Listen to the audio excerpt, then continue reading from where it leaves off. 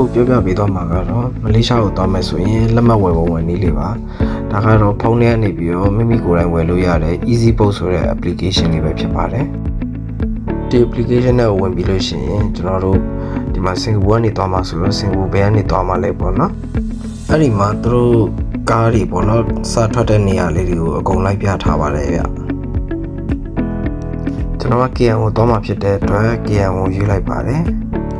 ပြီးလို့ရှိရင်ကိုစထွက်ခေါ်မဲ့ဒိတ်ပေါ့နော်ကိုကဘယ်နေ့ထွက်ခေါ်မှာလဲပေါ့ဒီ10လပိုင်းနဲ့မှထွက်မှာလားကို10လပိုင်းနဲ့မှထွက်မှာ10လပိုင်းပေါ့နော်ဘယ်နေ့နဲ့လို့ရွေးပေါ့နော်နောက်တစ်ခုကဟိုပြန်မဲ့ဒိတ်ပေါ့ကျွန်တော်ကအသွားပြန်ဝယ်တာဖြစ်တယ်ပြန်မဲ့ဒိတ်ပါထည့်ပေးရပါတယ်ပြီးလို့ရှိရင် SAS pass ပေါ့နော်အောက်ကအဝါရောင်စာတန်းလေးကိုနှိပ်လိုက်ရပါမယ်ခင်ဗျာဒါကကျွန်တော်အသွားပြန်မို့လို့တခါလေးရွေးလိုက်တာပါတကယ်လို့ကိုကအသွားတစ်ကြောင်းပဲသွားမယ်ဆိုလည်းရွေးလို့ရပါနော်တခုလေးပဲဒီကားတွေက24 hour သွားနေတာဖြစ်တဲ့အတွက်ဒီည12နာရီနေပေါ့နော်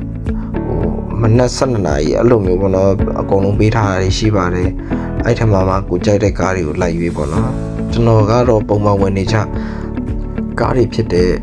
Starmat နောက်တစ်ခုကကျွန်တော် KKKR အဲ့ဒီနှစ်မျိုးပဲအများစုဝယ်ဖြစ်တယ်ဗျကျန်တဲ့ကားတွေတော့တိတ်ပြီးတော့မဝယ်ဖြစ်ဘူးเนาะဘာလို့လဲဆိုတော့တချို့ကားတွေကကြားကားတွေရှိကြားကားတွေဆိုတော့ပုံမှန်ဆွဲနေကြကားမဟုတ်ဘဲနဲ့ဟို line နာမည်ခံပြီးဆွဲနေတဲ့ဟာမျိုးတွေလည်းကျွန်တော်တွေ့ဘူးတာမို့လို့လေအဲ့လိုမျိုးတွေလည်းရှိတော့ကျွန်တော်တိတ်မဝယ်ဖြစ်ပါဘူးကျွန်တော်ခုနကပြောတဲ့ရှင် line လေးတွေပေါ့နော် bus line လေးတွေအဲ့နှစ်ခုကိုပဲကျွန်တော် recommend ပေးပါတယ်အဆင်ပြေပါတယ်ပေါ့နော်တခြားကားတွေထက်အများကြီးတာပါတယ်တခြားကားတွေကအချိန်ကပုံမှန်မရှိဘူးဗျကျွန်တော်ဒီမှာ12နာရီရေးထားပြီးတော့တနာရီထိုးမှထွက်ရင်ထွက်မယ်အဲ့လိုမျိုးကြောင့်ကျွန်တော်ကတော့အဲ့ Starmat ရဲ့ KKKR ဆိုတဲ့ကားတွေကိုအဓိကရွေးပါတယ်နော်အခုကျွန်တော်ရွေးမှာက Starmat ဆိုတဲ့ကားပါကျွန်တော်စင်ကာပူကနေပြီးတော့မလေးကိုသွားမယ်ဆိုရင်အများနဲ့ကျွန်တော်ညပိုင်းကားပဲရွေးပါတယ်မနေ့မိုးလင်းရောက်အဲ့ဒီမှာရှောက်လဲလို့ရတာပေါ့နော်အဲ့လိုမျိုးပဲရွေးပါတယ်နောက်ပြီးတော့ကျွန်တော်တို့ကသူတို့နိုင်ငံသားမဟုတ်တဲ့အတွက်ကျွန်တော်ညအေးချိန်မတော်ရောက်သွားရင်ဘယ်သွားလို့သွားမှမသိဖြစ်တတ်ပါတယ်အဲ့ဒီအတွက်ကျွန်တော်ညကားပဲရွေးပါတယ်ခင်ဗျပထမဆုံးကိုကြိုက်တဲ့ကားကိုရွေးပြီးတဲ့အချိန်မှာကိုကြိုက်တဲ့ခုံကိုရွေးလို့ရပါတယ်ခုနံပါတ်21ရွေးလိုက်ပါပြီခုကတော့အပြန်ကားအတွက်ကားရွေးချယ်မှာဖြစ်ပါတယ်ကျွန်တော်ကတော့ပြန်ခရီးကိုပုံမှန် KKKN ဆိုတဲ့ကားနဲ့ပြန်နေကြပါခင်ဗျာကျွန်တော်ခုလည်းအဲ့ကားကိုပဲရွေးပါမယ်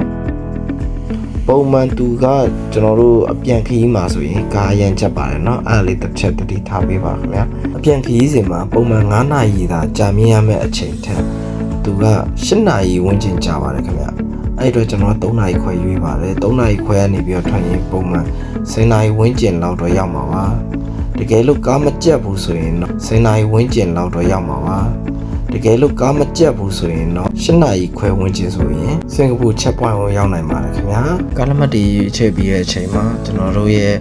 ဟိုလိုအပ်တဲ့အချက်လက်တွေကိုဖြည့်ရမှာဖြစ်ပါတယ်ဒီအချက်လက်လေးတွေကိုလိုက်ဖြည့်ပေးအောင်ပါပဲခင်ဗျာပြီးလို့ရှိရင်ဒီမှာကျွန်တော်တို့ဒီအသက်အမခံကြီးအတွက် $1.2 ပေါ့နော်အဲ့လောက်ပေးဆောင်ရမှာဖြစ်ပါတယ်မပေးဆောင်ရင်လည်းရပါတယ်အမချစ်ကိုချစ်ပါပြီးရင်ဒါ niche ပေါ့နော်ဒါကကျွန်တော်တို့ဒီရပိုင်းမို့လို့ဒါဈေးတွေကအလောက်တက်နေတာပါပုံမှန်ဆိုရင်အလောက်မရှိပါဘူးเนาะအတော့ဆိုရင်30 28အလောက်ဒေါ်လာတွေပဲကျတာများပါတယ်ကိုကြိုက်တဲ့ကားရွေးချယ်ပြီးဝယ်ပါငွေပေးချေဖို့အတွက်လည်းစိတ်ပူစရာမလိုပါဘူးဒီမှာဟိုပေးမျိုးပေါ့เนาะပေးနောင်မျိုး visa ပေး net ပေးလို့ပေါ့เนาะအဆုံးရှိပါတယ် easy wallet shopee payကိုအဆင်ပြေမဲ့ဟာနဲ့ပေးချယ်ပါเนาะကျွန်တော်ကတော့ပေးနောင်နဲ့ပေးချေမှာပါခင်ဗျာငွေပေးချေမှုစနစ်ပြီးဆုံးသွားတဲ့အခါမှာတော့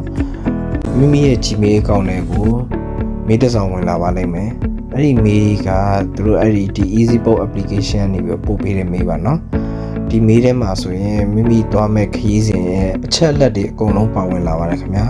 အဲ့ဒီမေးရဲ့အောက်ဆုံးမှာ download ဆွဲပြီးတော့မိမိရဲ့ဒီကားလက်မှတ်ကိုပေါ့เนาะရယူနိုင်ပါတယ်ဒါမှမဟုတ်ရင်လည်းဒီ email တွေကနေပြီးတော့ပြပြီးတော့ကားဂိတ်တွင် check in လုပ်နိုင်ပါတယ်ခင်ဗျာကျွန်တော်ရဲ့ဗီဒီယိုလေးကိုဆုံးဖြတ်ကြည့်ရှုပေးတဲ့အတွက်အားလုံးကိုအထူးကျေးဇူးတင်ပါတယ်နောက်ဗီဒီယိုလေးမှာပြန်ဆုံတွေ့ကြပါမယ်နော်